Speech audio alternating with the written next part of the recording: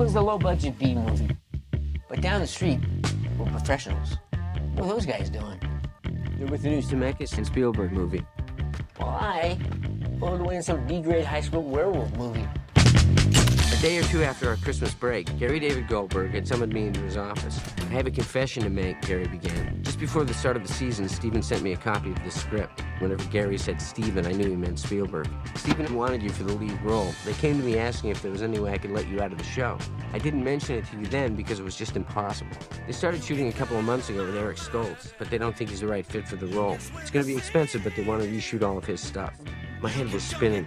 Anything else? The deal was made. A Teamster driver would pick me up at 9:30 a.m. and take me to Paramount, where I would spend the day shooting Family Time. Think you can handle both jobs? Then at 6, another Teamster driver would pick me up and shuttle me to whatever far-flung location we were based at that evening. Are you telling me you built a time machine out of a DeLorean? I would work on the film until just before sunrise.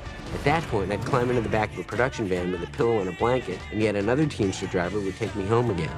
I'd catch 2 or 3 hours of sleep before Teamster driver number 1 would reappear at my apartment, let himself in with the key I'd provided, brew a pot of coffee, turn on the shower, and then start the whole process all over again. Oh, hello. Oh, that's my route. I gotta be in early today. For the next 3.5 months, the combination of Back to the Future and Family Ties swallowed me whole. Take 22. I experienced confusion as to what set I was on, and basically who I was in the first place. You've worked every afternoon and evening for the past 2 weeks. How could any of this shit be any good? I smashed my head.